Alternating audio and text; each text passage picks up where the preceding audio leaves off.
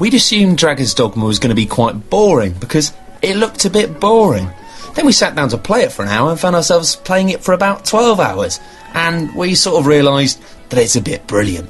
Today I'm going to take you on a little adventure and try and explain why. It looks very plain, admittedly, but underneath all that, you've got this fantastic mix of kind of Eastern RPGs with some really nice, deep combat ideas, and also you've got all the cool Western stuff. So you've got this massive, sprawling world that's probably on par with Oblivion, and you've also got the kind of Dark Souls sense of physicality. And I'll give you a little example of that now.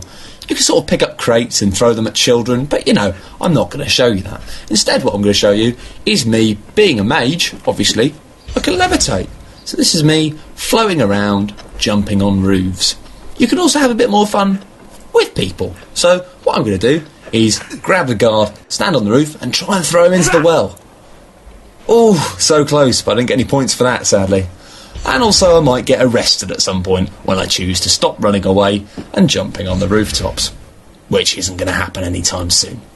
My main character is a mage called Hoo Boy, and he's got not a lot of equipment because I've only been playing for about 10 hours, but it's kind of quite sparse with equipment. You have to think about what you're going to buy, and you don't always have a huge amount of money to work with. Now, Dragon's Dogma really is about these adventures, and you know, you go on a big quest and it'll take you quite a while, but then you'll get a lot of money. You have to kind of invest your money carefully, which is why it was rather daft of me to start to buy a really expensive staff and then find I couldn't afford any trousers or shoes.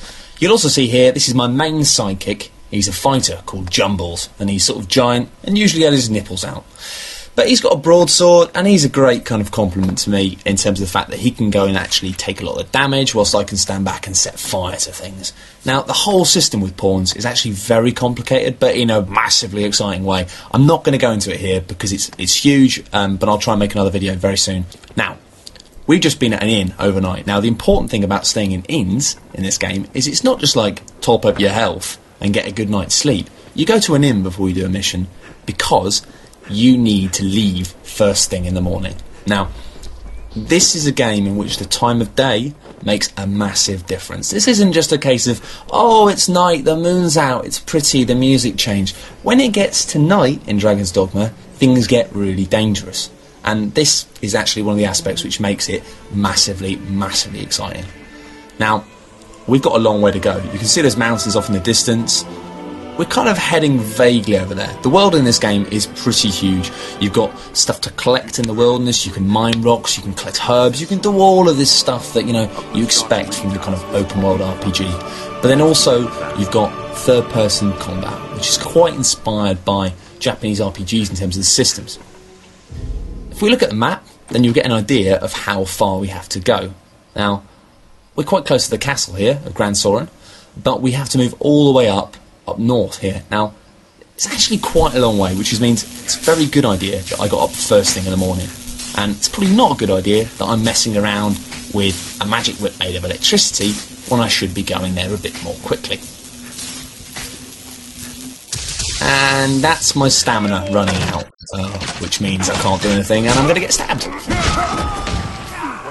Luckily, that was Jumbles diving in to save the day, and you quickly realise that actually your teammates in a fight are extremely important, especially if, like me, you're going for a more sort of magic caster kind of build. The fights actually as well, you'll be surprised quite quickly about how many people will get thrown at you, and if you go off the path and start exploring, you're kind of asking for trouble. I mean, I do it all the time anyway, sure, but as most games will say, it's dangerous over there, it's dangerous, and it's just complete rubbish. You know, games will tell you not to go in that cave because it's full of dangerous monsters, but really what they're telling you is, go into that cave, there's a quest. But when someone in Dragon's Dogma tells you not to do something because it's going to be very dangerous, it's actually going to be very dangerous, which means you need to be a lot more careful. Which means when you find yourself walking along on a cliff like this, you start to think quite carefully about how you're going to handle it. Now, if I just jump off there, I'm probably going to die. But I don't want to go through the woods to my left either, because woodland areas can be a bit dangerous.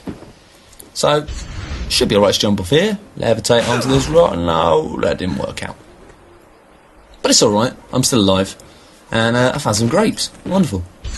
But anyway, water's a bit dangerous, because you have these tiny creatures, sometimes, in some bodies of water, that will eat you. So I don't want to go in that river. I think it turned out that river was safe, but I was terrified of it, so I decided against it. I was going to float across the river here using my old levitate skill, which is one of the skills I've got as a mage, and I'm sure there's plenty of other different skills for different classes. But there's a nice little path up here. Oh dear, it appears that there are invisible lizards guarding the pathway. Now, I'm not going to go into massive detail with this fight, but let's just say that things don't really pan out well.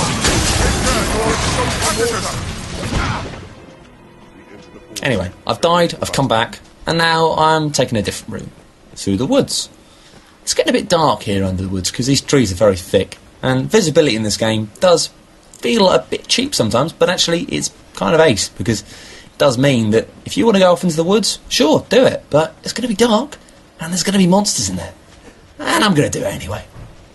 As it turns out, these woods, I got lucky. I didn't get eaten, I didn't get killed, I didn't bump into a dragon. But I did find a cave, which was quite exciting. But I decided to go into the cave without my lantern. And this is what happens. I'd not thought to find such a place here. Oh, that's me almost getting stabbed in the face. Counter after they strike. Jumble's looking out for me once again. You'll also notice sometimes that you might have spotted that the people in your party will just pick up loot sometimes. I mean, you can get it back off them if you want, but they'll just pick it up. Anyway, here's an example of why you don't go wandering into the woods. Anyway, I'm not messing around now, I'm just going to stick on the path. The path is safe. I'm not going to go through the woods. If I just follow the path, I'll eventually get there, and nothing... Oh, that's a giant. Yeah, now, these guys are quite dangerous, but they're also very stupid. He's not a massive risk to me, I'll be honest. He's more a risk to my other guys, who are going to be dealing with him face to face. Now, I've hit him with a big hit there, which means he's dropped his mace. And that's one of the kind of cool aspects of the combat. A lot of the things you'll find will change as you go. One of the really, really cool aspects of magic in this, and you'll notice I'm using fire all the time, but that's just because I'm a pyromaniac. There are lots of other different types of spells, but one of the reasons I love fire is because I can just keep spamming him in this fire, and because of the breadth of the fire, again one of those physical elements of the game, because it's wide, it means he's doing more damage because he's a bigger enemy, and it's not just hitting him once, it's hitting him all along the wall.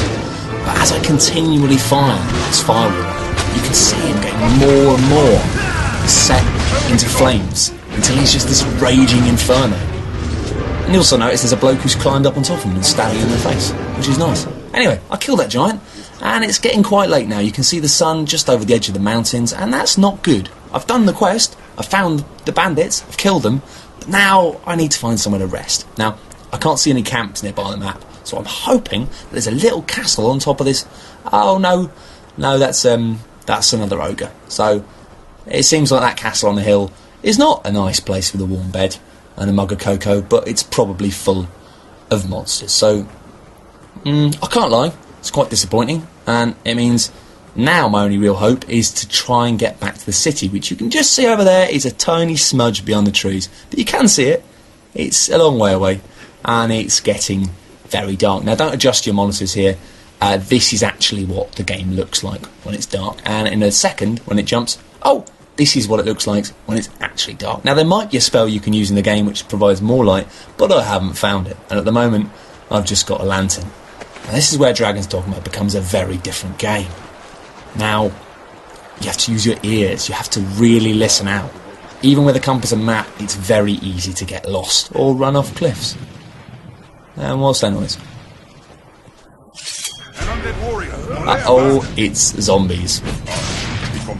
You can kind of tell that Dragon's Dogma has been made by some of the guys who worked on Resident Evil, because it does have this nasty element at night. And you'll see here, as I use fire to try and light things up a little, I'll see zombies coming through, and it's very easy to lose your nerve. Your health gets ground down. You can regenerate health using magic, but only up to a point. When people get damaged, you know, you can only really get back by getting back to town. And luckily, I eventually make my way back to town, largely by running away like a little girl. Now I'm back, I can spend the money I've earned, I can get some new skills, and it's pretty jubilant. I've actually made it. So Dragon's Dogma, it's a game which doesn't look like much, but actually it's pretty amazing. You've got this huge open world element of Oblivion where you can just go around immolating things for fun, but then at night it becomes kind of, it's quite a survival horror danger thing where the only way you can see enemies is by using fire to hopefully glimpse their silhouettes in the night.